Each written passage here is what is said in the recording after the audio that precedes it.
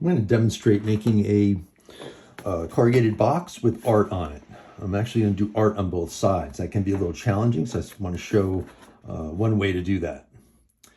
So again, this is corrugated. I'm using E-flute, and it's holding this light bulb.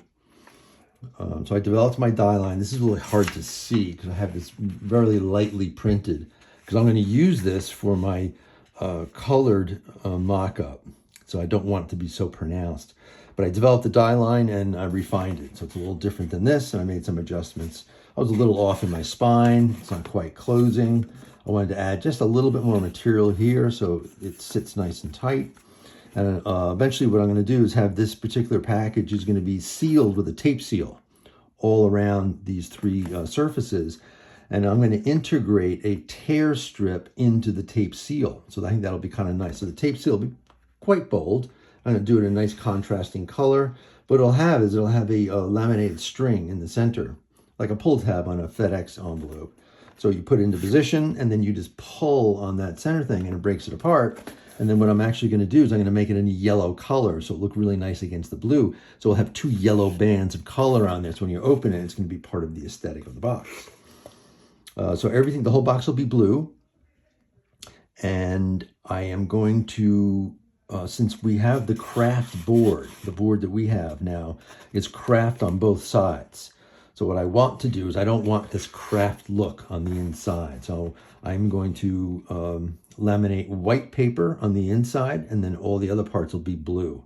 So in this situation, these will be white in here and in here, which I think will look nice. The bulb is white. I think it'll look really great with the blue. So I think that'll work.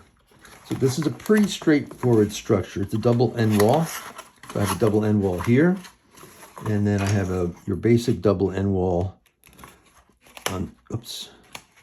Oh. Don't want to cut myself. Here we go. Got it.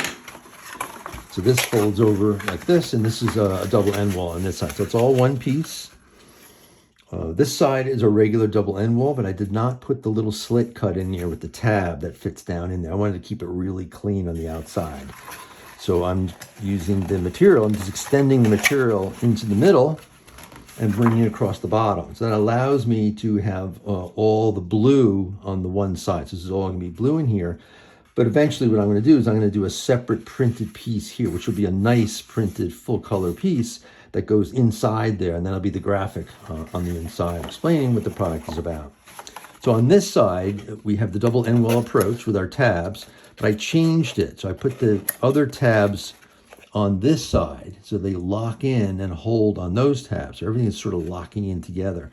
And then by bringing that down, that traps that in there. So it's held in there nice and tight. And then I'm using the same approach on this end. So it's symmetrical, top to bottom. It just has a different cut to accommodate for the bulb. So this moves slightly. This tab will go down and then the bulb will fit in.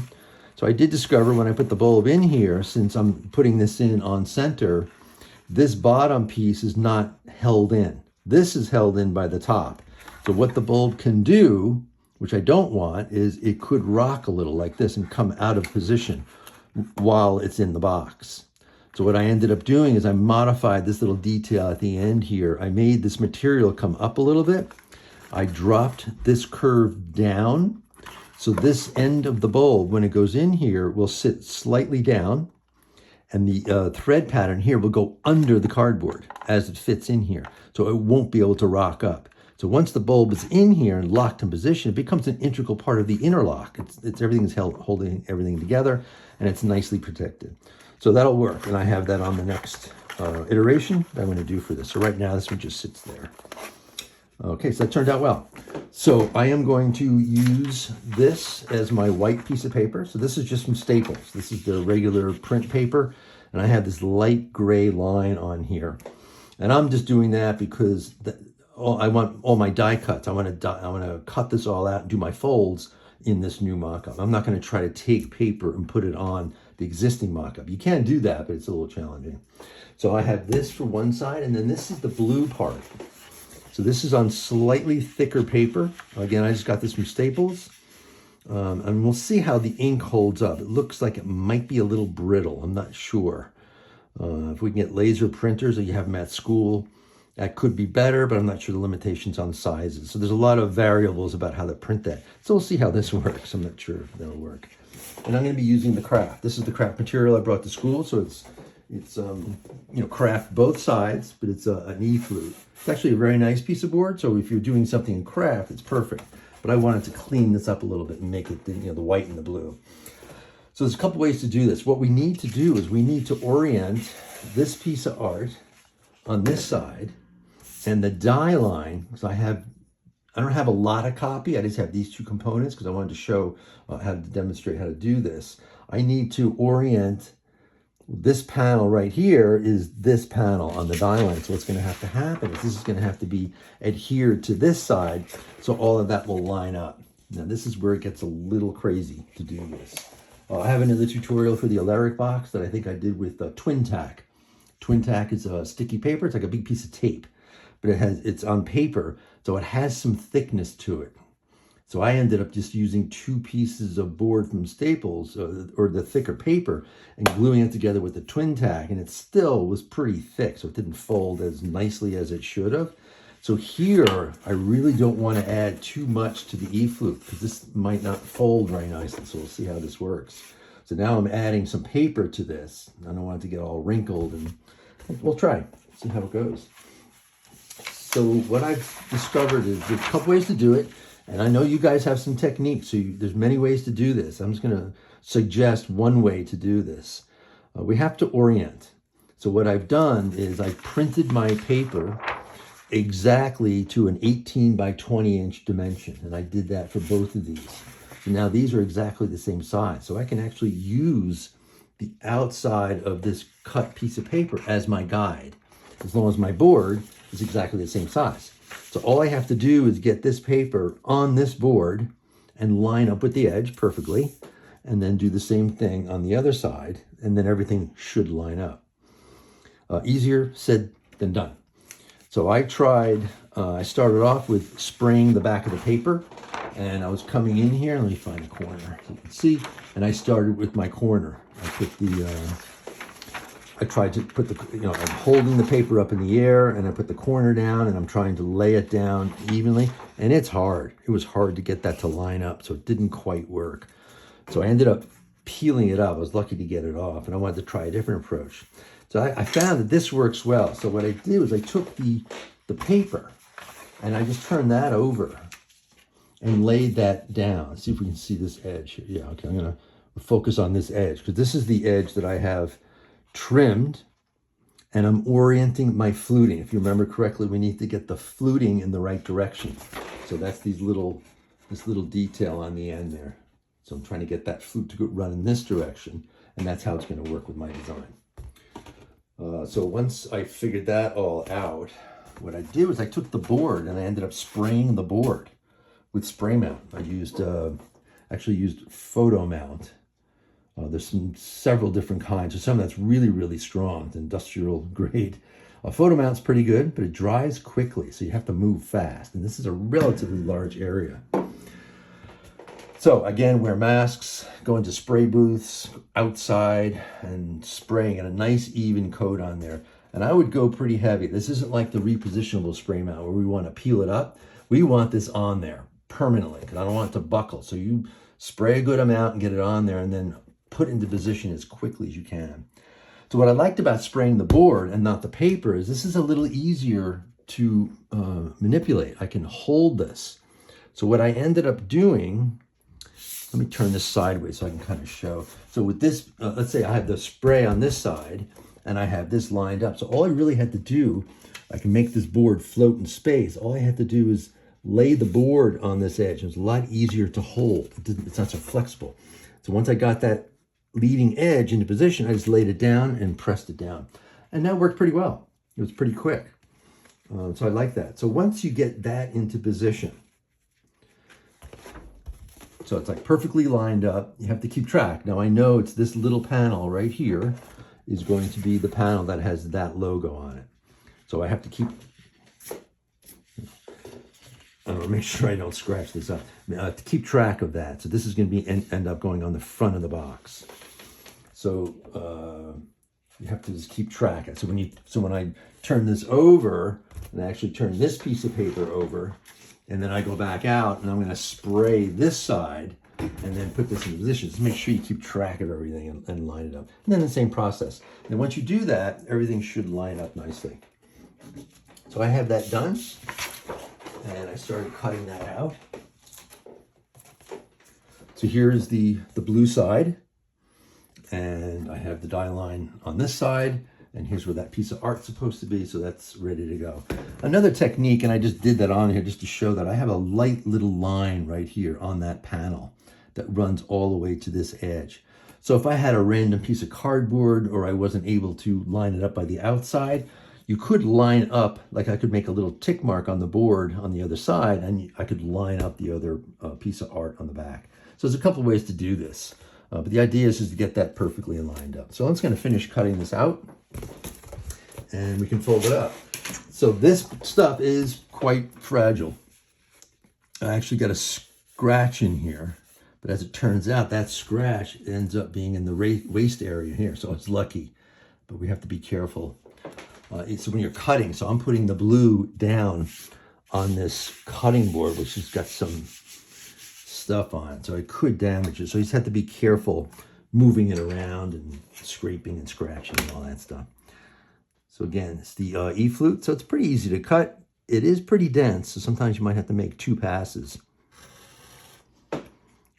Like beautiful comps, final comps. These are still mock-ups. Still nice to keep them as clean as possible. So it makes a nice presentation. But they are just for design.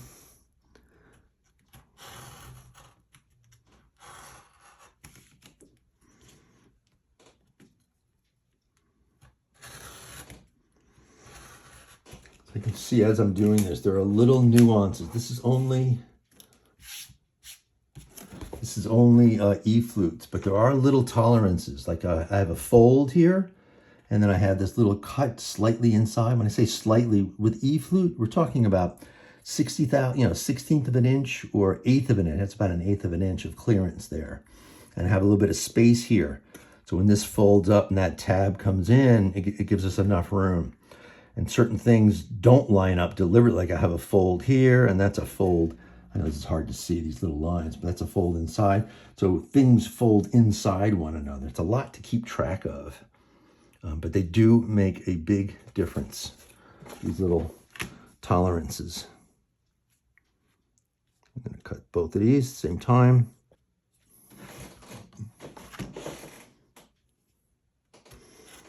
So I know I keep cutting out these boxes with a triangle. It's probably not the best idea to do that because the triangle is plastic and the knife can cut right into it.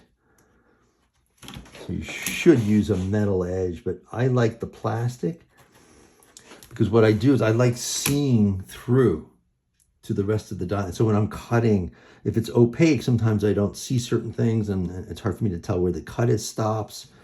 So I do that. It's not the best practice, but for me, it's more important to see what I'm doing than protecting the triangle.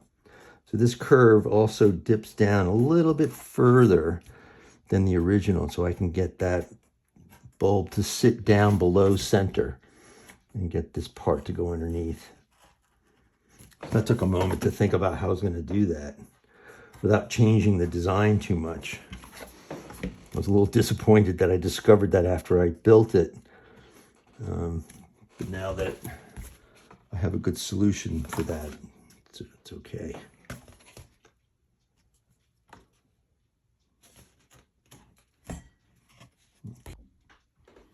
All right, so we got all the details cut out. This is all nice and clean. I started folding, scoring, and the material is holding up pretty well. So it's not bad. Nice rolled edge, and I'm not cracking the blue. Looks like it's starting to crack slightly. I think this will work out well. Okay, excellent. So I'm going to continue with some of that scoring. So again, we have the fluting. I have the fluting running in this direction because that's actually the majority of my folds, my structural folds, especially with this double end wall and these two really close to one another. I'm going against the flute. The flute's going this way, I'm going against it, which is the nicer of the two folds. If you remember in class, we talked about that. So that breaks nice. Not breaks, but it folds really nice. These scores here are going with the fluting. So they're a little bit more delicate. And in a way, there are less of them. I do have my hinge in that direction, which is a little bit of a shame, but it's okay. It works. So I need to be very careful with these. So let's go. I'm going to do my scoring. These scores that I'm doing right now are going to go against the fluting. I'm using this, the wood stick that I had given you with the scoreboard, or you can use the back of a pen. I even used this back of the knife, as long as you don't cut yourself with the other end. So there's lots of ways to do that. And you got to allow a little bit of tolerance, because you got to think about it. I'm going to put this stick or this tool up against here, so it's not going to line up precisely like with the knife. So you have to kind of back off a little bit and give yourself a little room so you can end up getting that fold. Now I'm pressing pretty hard here because I'm pressing right through the fluting. So you just have to kind of get a judgment on how that's going to work.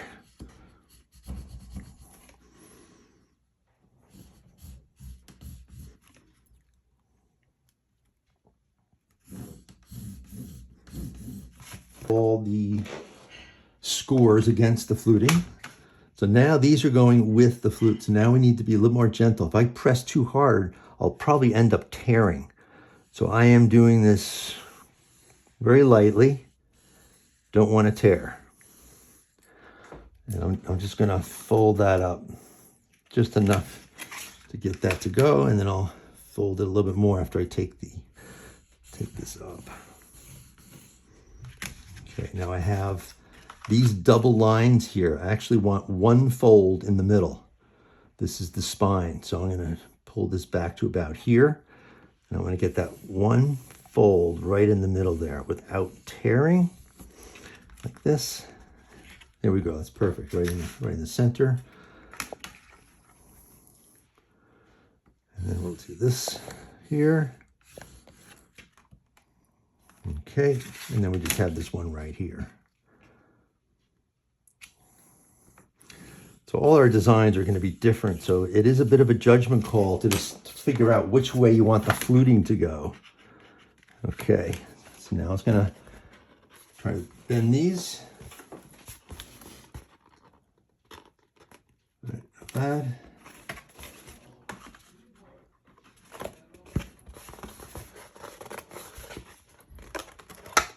Okay, this. All right, so that's good. These with the, against the fluting are a little easier to manage. Okay, I didn't do those.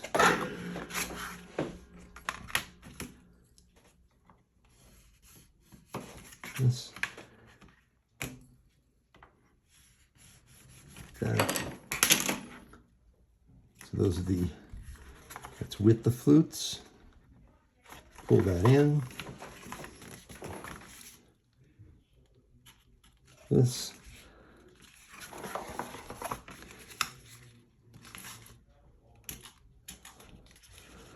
So these scores and things are usually done on equipment.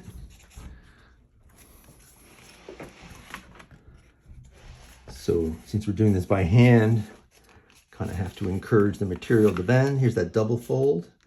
That turned out excellent, clean.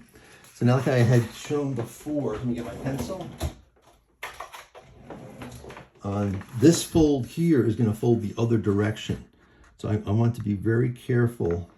I'm going to encourage these folds. Let's see, even this one here. I'm going to score it from the inside because I don't want to have that as a sloppy fold. So that goes that way. Got that one, this one.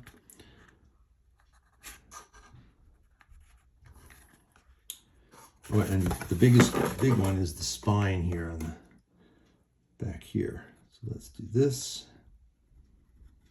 and do that. So now this is going to be a little challenge. I want to rub on the side here with the color very carefully. Oops, it's slightly off. Move that over a little.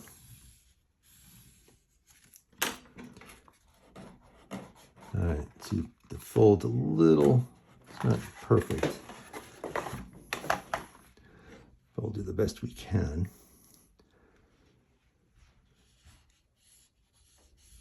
This.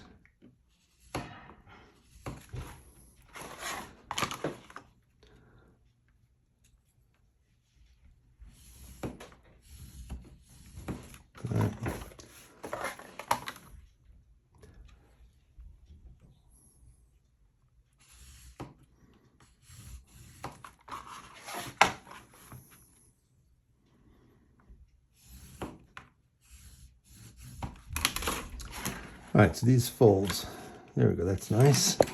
These will go in the other direction.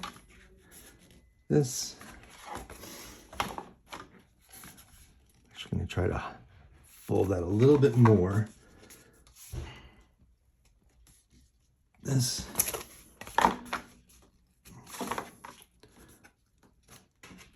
Okay. All right, not bad. So let's just make sure everything is folding nicely, and then we're just about ready. So again, this is a non-glue.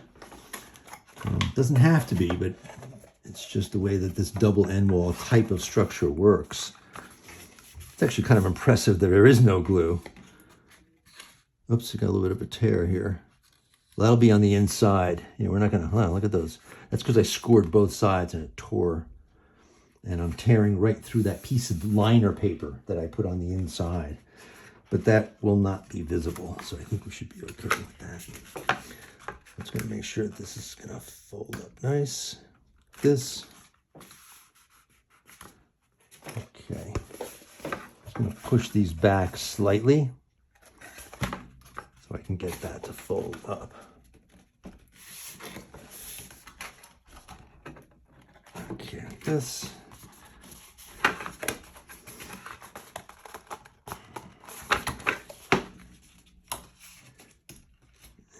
That. Okay, it's good. Just gonna back off. Let's hope I don't tear this spine. It's really not sitting nice in the center. I'm just gonna try to encourage that to come over a little bit more over here. There's the wood.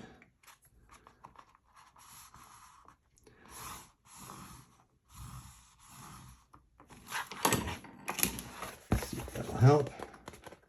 Yeah, it's okay. Slightly off. I really want that fold to go all the way back if I can.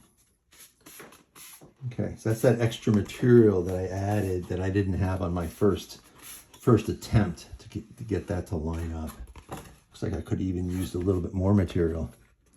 Okay, so that's the spine area. All right, not bad. Getting a few, okay, we're good. Okay, so let's try the assembly. All right, so I'm just gonna hold this up,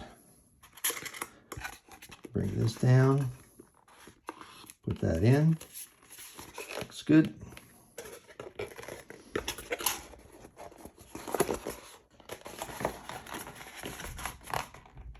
Oh, I have a little extra material here. That's right, I forgot to take that off. There's, I made these slightly long because I wanted to make sure that those were going to touch in the middle. So let's just trim a little bit off each one. And then that should get that to line up.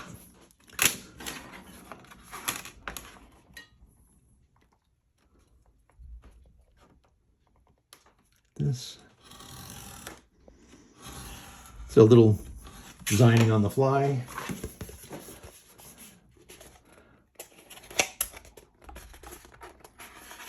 Okay, push that in.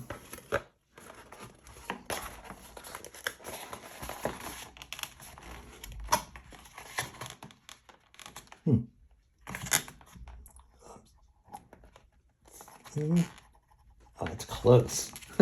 Wow. Okay. That's tight. That's quite the fit. Huh.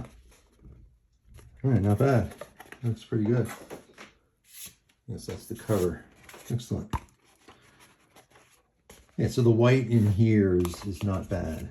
I mean, I could have, since, you know, I'm printing both sides, I could have made that blue. But I think we're in pretty good shape.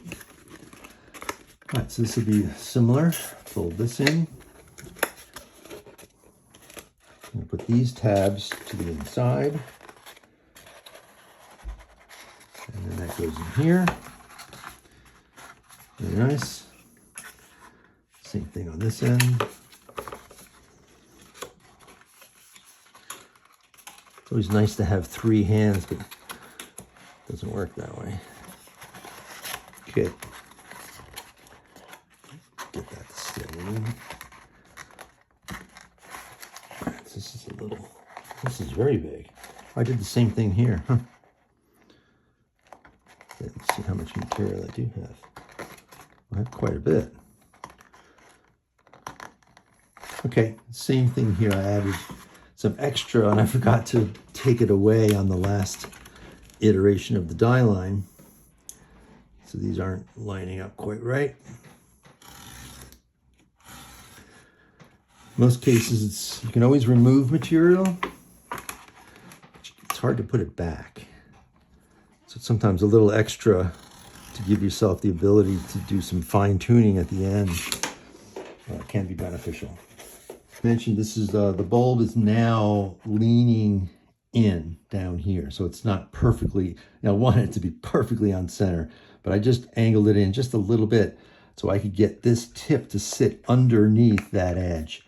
So now this bulb cannot rock out of position. It can only go up, but it can't because the lid will be on top holding that down like this. So that's how that's going to look. Yes, that came out. You know, I have a few little white details. The one part I really can't control is we are seeing the craft fluting on some of these raw edges here. I made a mock-up out of another material, which was white fluting. So it's white on white. So the fluting inside is even white, which is quite nice. I just ran out of the material. This is the last piece I had.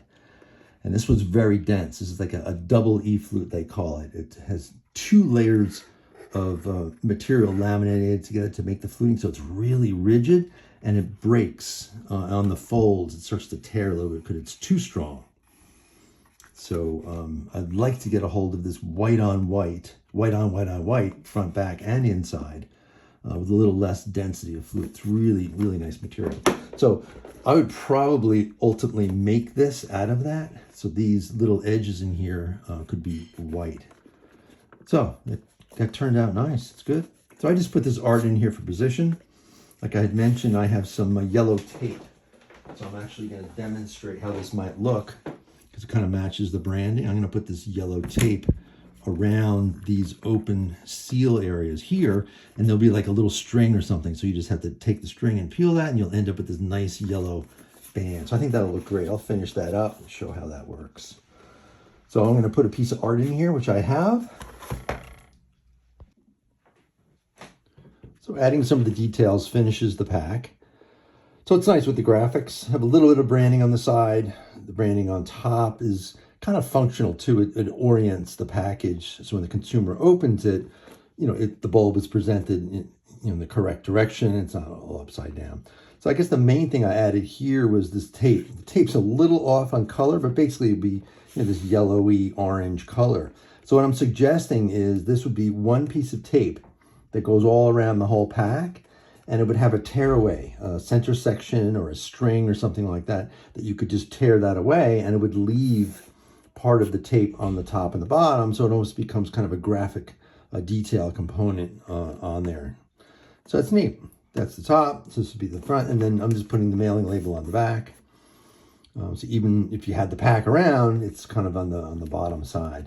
So when you tear that open, and then you open it up inside, then we have this additional graphic here. And this could even be a nicer graphic, a better printing job. The box could be like 1, maybe 2 color, very simple printing. And this could be a full color insert, whatever it might be. I just put some art together to talk about what that how that would look. There's even potential for some other art around the bulb or behind it. So I think the white looks good in here. It's nice and clean because we have that's part of our color motif, the blue, white, and the yellow. So that's it completed.